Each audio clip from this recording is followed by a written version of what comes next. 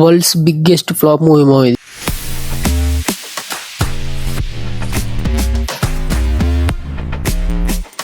అసలు ఎవడీడు మూవీ చూసిండా లేదా, number 1 director తీసిండు, డిఫరెంట్ వరల్డ్ లోకి తీసుకుపోతాడు, స్టోరీ ఉంటది, విజువల్ పరంగా బెస్ట్ ఉంటది అంటే కరెక్ట్. అవతార్ 192 లో అదే ఇచ్చారు. అవతార్ 3 లో మాత్రం మ్యాజిక్ మిస్ అయిపోయింది. విజువల్స్ పరంగా ఎలాంటి డిబేట్ లేదు. ప్రాబ్లం ఏంది అని అంటే అవతార్ 3 కి 3 hours 20 minutes run time, and దీంట్లో మనకు స్టోరీ ఏం చెప్పారు అనేది ప్రాబ్లం. ఇన్ని అసలు కరెక్షన్ల కోసమే డ్రాగ్ చేస్తారా అనిపించింది. జస్ట్ ప్రాబ్లం ఏంది అంటే మూవీ రొటీన్ మూవీ, కథపరంగా ఏం లేదు. 3 అనేది అవతార్ 2 కి కార్బన్ కాపీ మూవీ. అవతార్ 1 నుంచి వెళ్ళి 3 దాకా మెయిన్ క్యారెక్టర్ ఎవరు చచ్చిపో, ఎమోషనల్ గా ఆడియన్స్ కి కనెక్ట్ అయ్యే పాయింట్స్ ఏమైనా ఉన్నాయంటే ఏం లేవు. ఆనెస్ట్ ఫీలింగ్ ఏంది అని అంటే అవతార్ 3 లో ఒక సర్కిల్ తిప్పి ఆడియన్స్ కి మళ్ళీ అదే బోరింగ్ స్టోరీని నరేట్ చేస్తున్నారు. నెంబర్ 1 డైరెక్టర్ తీసిండు అనే ఒక కారణంతో స్టోరీ లేకపోయినా ఆడియన్స్ మూవీ చూస్తారు. ఒకసారి రియాలిటీ చెక్ చేద్దాము.